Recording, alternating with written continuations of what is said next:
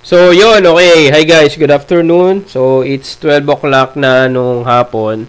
So, ngayon, ang gagawin natin dito sa video, technical analysis, plus yung mga news, local and international, tapos, and ano ba yung mga pwede nating abangan for possible magpagalaw ng market.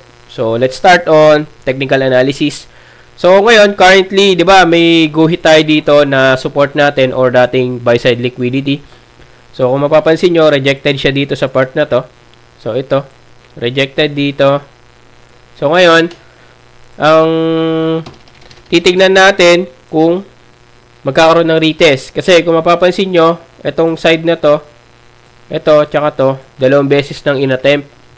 So, ibig sabihin, hindi nila mabasag yung buy-side liquidity rin. Ito ang buy-side liquidity na to.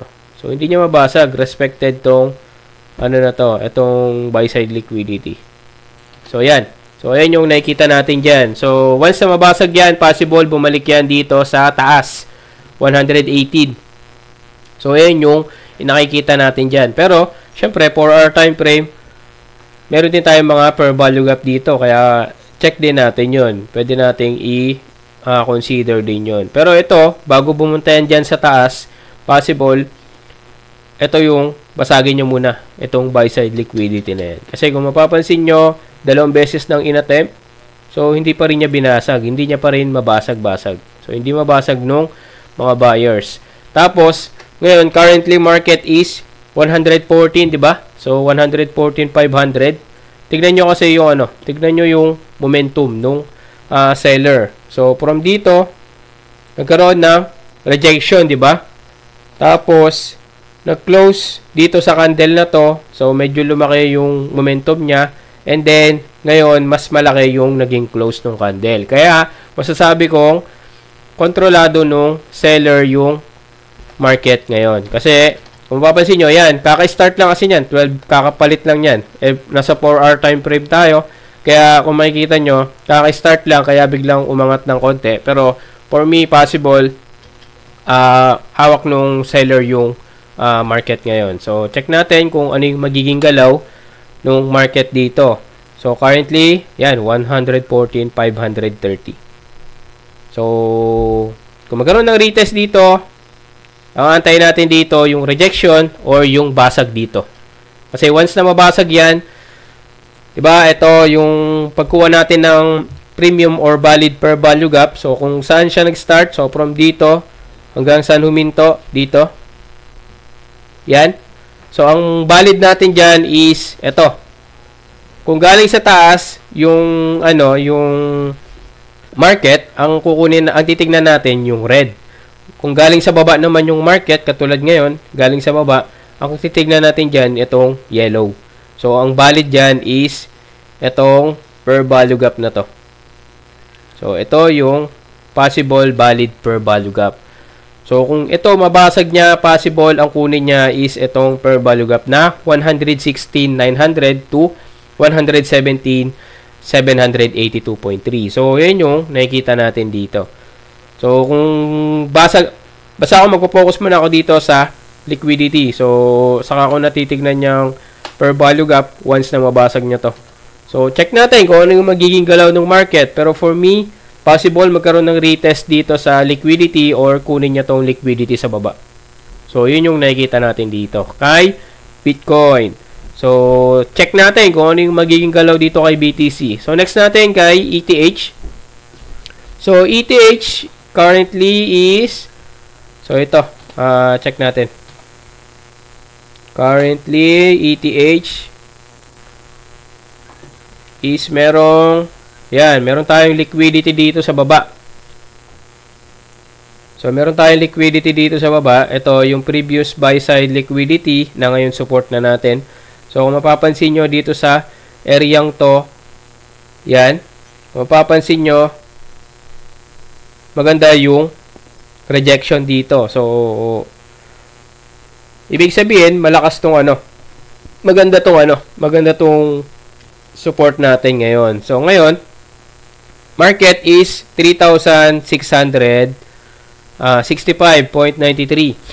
So, ngayon, bakit kaya umakyat siya dito, nagkaroon ng ito hanggang dito sa 3715 tapos biglang bumaba ulit.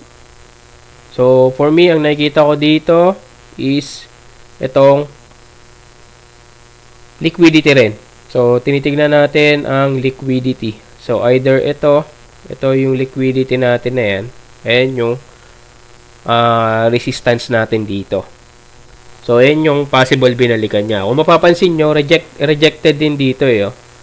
So, yan. Ito. Ganda rin ng reject dito. So, walang nag-close inside doon sa liquidity na yan. So, check natin kung magkakaroon ng retest ulit dito sa 37. 37, I think 37 to eh. Ay, 3682. So, once na magkaroon ng rejection or basagin niya yan, possible, kunin niya to. Kunin niya tong liquidity sa taas, itong 3730 or 3740. Pero for me, kung babasa or i-reject niya yan, kasi kung titignan nyo, rejected, respected tong liquidity na to, or dating resistance natin, sabihin natin resistance na lang to. So kung titignan nyo, maganda yung rejection niya dito sa ano na to, dito sa resistance natin. Kasi walang nag-close inside the resistance. So, check natin kung ano yung magiging galaw ng ETH dito. Like, kung mapapansin nyo, parang sa kay BTC. Pare sila nung galaw nung kay BTC. Pare sila nung charting. So, check natin kung susunod tong si ETH or si BTC lang ang bababa. Pero, for me, possible bumaba to, magkaroon ng retest dito sa baba. So, let's see kung ano yung possible na balikan niya dito. So, that's for the technical analysis. So, next natin is news muna. So, news tayo siguro. Uli na natin yung local. Dito muna tayo kay international. Yan. August 7 ngayon. So, ano ba yung aabangan natin ngayon? Yung araw. So, ang aabangan natin ngayon is ito. Diba, sabi ko na to last time sa video ko. So, ang tinitignan ko dito yung mga red. Tapos USD. So, ito, yung unemployment claims. So, ngayon, currently, previous daw is 218K. And ang forecasted na lalabas is 221. So, ano yung magiging effect nito sa market? Kung mas pababa yung magiging actual, so mas maganda siya sa market. Pero kung mas mataas yung actual versus dun sa previous and forecasted, kunyari, for example, naging 23, so negative yun for market. Ibig sabihin, marami yung nag-claim nung unemployment. So, mas maganda kung mas mababa para mas maganda sa market. Pero kung mas mataas, yung magiging actual versus dun sa forecasted and previous, so possible pumangit yung or negative effect sa market. So ano pa yung mga next na, that's for today. So ang next is, so ang tinitignan ko dito August 12. So yung CPI natin. So ito, mark your calendar. So 2:30 PM yung mamaya, ano siya, 2:30 din. Mamayang 2:30. Pero ito talaga yung magpapagalaw talaga nung market yung CPI natin. So ngayon, yung CPI 2.7. So kapag tumaas yan, negative effect sa market. Kapag bumaba, mas maganda.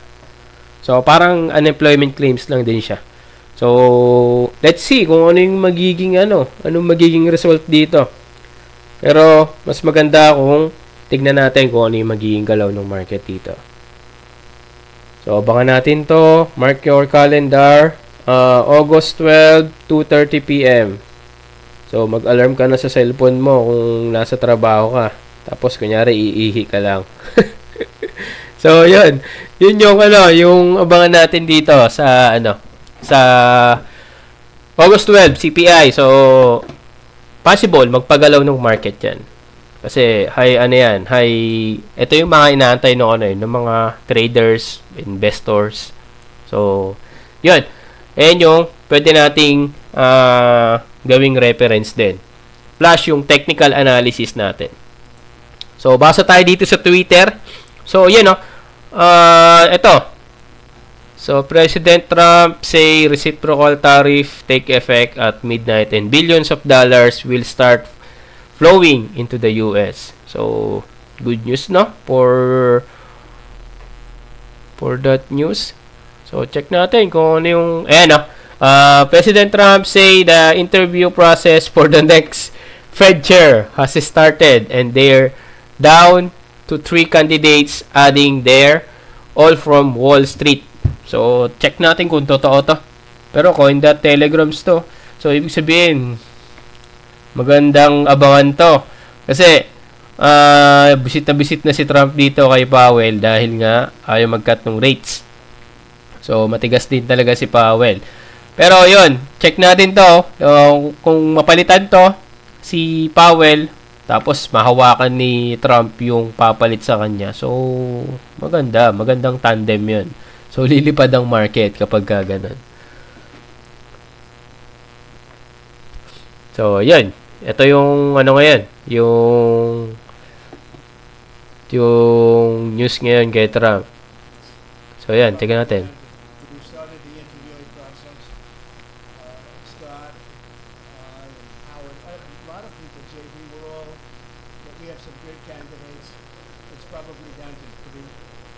Down to 3 na daw. He said, do you like this job better?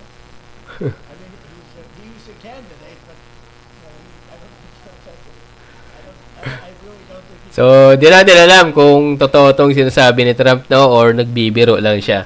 Kasi, sabi niya, may in-interview na daw siya na next Fed chair candidate. So, we don't know kung biro niya lang to or totoo talaga, no? So, yun yung sa Twitter. So, basa pa tayong iba na pwede. So, Federal Housing Director says Fed Chair Powell is hurting the housing market. Ano pa? Tingin tayo.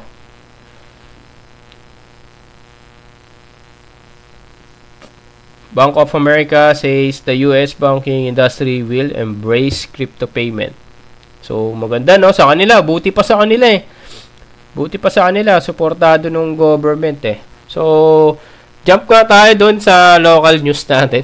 So, punta tayo dito kay FB. So, dito tayo sa Bitpinas. So, ayun, no? Worried about not having access to your favorite TV show? Here's what you need to can ask them. So, ibig sabihin, yung sabi niya, so, nakakatawa lang din kasi, ang daming gusto ni Sek na mangyari din sa So, di natin alam kung ano yung reason niya, no? Pero, maganda naman daw yung maganda naman yung yung layunin niya para daw magka-tax. Kasi umiiyak siguro yung mga platform natin, local platform, kasi hindi daw sila ginagamit Kasi mabilis naman daw yung yung system nila, tapos mabilis din naman yung pag-withdrawal time na, mabilis naman daw, kailangan lang daw ng valid ID, documents, saan mo daw kinuha yung pera mo. So, ayos din naman. Maganda rin naman yung layunin ng SEC. Kaya ngayon, binan na nila yung yung mga hindi registered na crypto exchanger. So, ayun. Ito, maganda rin mga VPN. So, ito, only Converge remains na lang daw. So, sa lahat ng internet provider dito sa Philippines, si Converge na lang daw ang hindi nagbaban. So, tignan natin, pero possible mag-ban din si Converge. So, possible talaga mag-ban siya. Pero nakakatawa, no? Ang dali-dali lang naman nung ginawa nilang problema. Pwedeng sa DNS eh. Pwedeng mag ka sa DNS. So, Globe. Nag-ban na rin si Globe. Aray ko. So, next. Yan. Ito. Same lang din. So, 5 AM pala kanina umaga, nag-ban na nag-block na si Globe nung website nung mga nasa listahan ni SEC. So, ano pa ba? So, ito rin, no? Yung wallet. Sa wallet, no?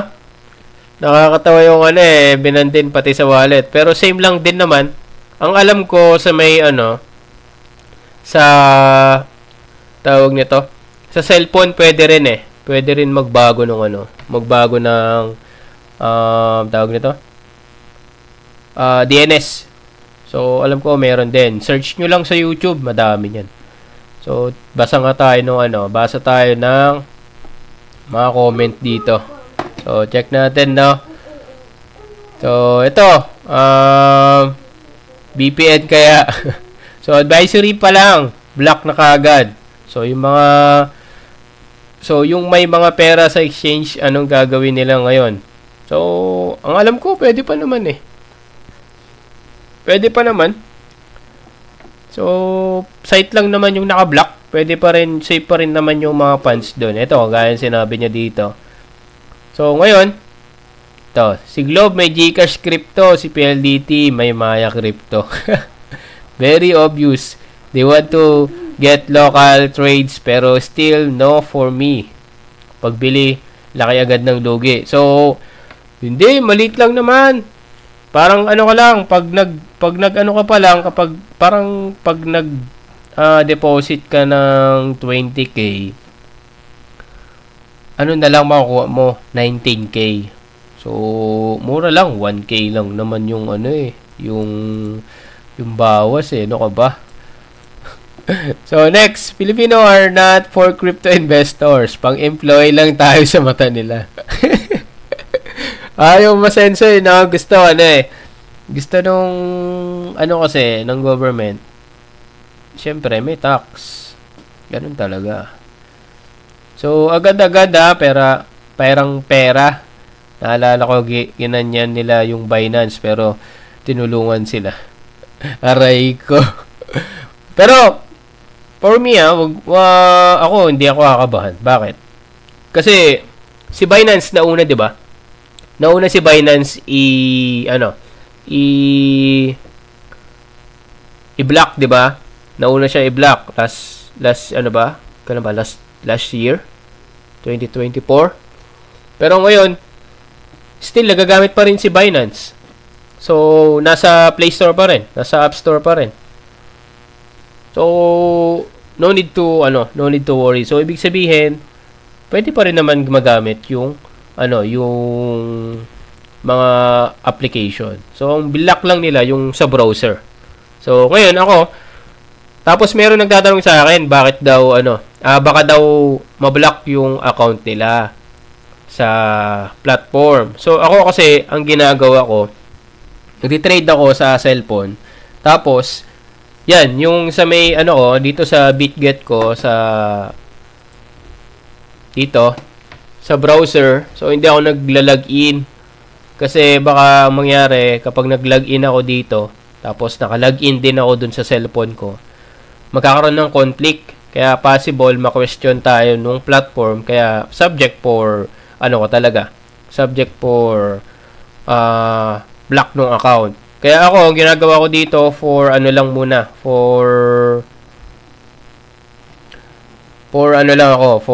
TA, technical analysis, pero ginagamit ko si BitGet.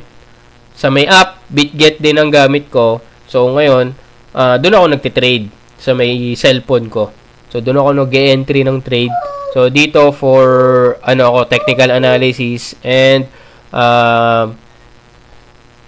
Sa ngayon, kasi nung previous, nagla-login talaga ako dito. Dito ako nag-ano. Ngayon kasi, naka-block na siya.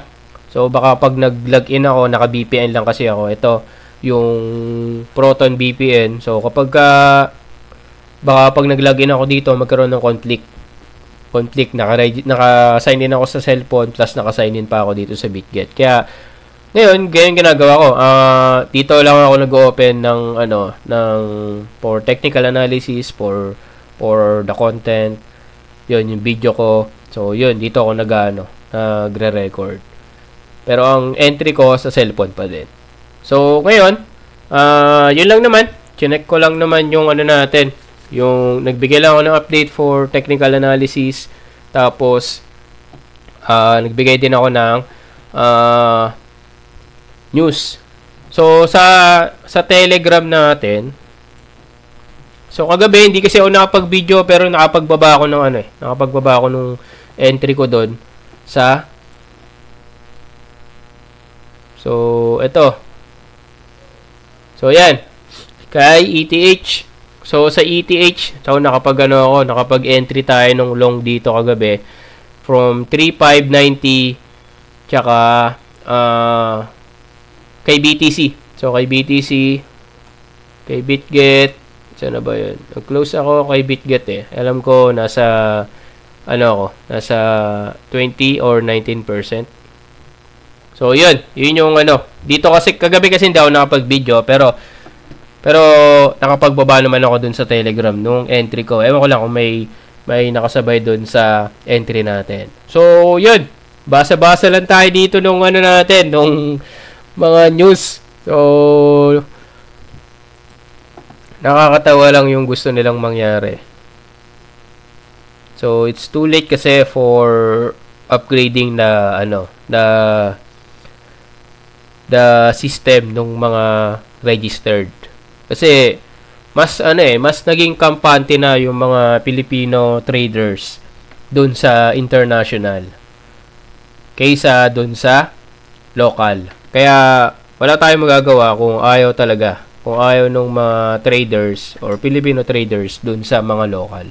Kasi na-experience na nila na nagtudamon yung coin tapos hindi makapag-TP. Aray ko, hindi makapagbenta. Nag-maintenance daw bigla eh. Aray ko. Kaya, yun. Tignan natin kung ano yung magiging next step. Pero, hindi pa naman natin kailangan mag-worry dahil yung app or sa cellphone, hindi pa rin naman nabablock. So, hindi naman basta-basta mabablock yun. So, yun lang. Quick update lang tayo, mga bossing. So, mamaya ulit.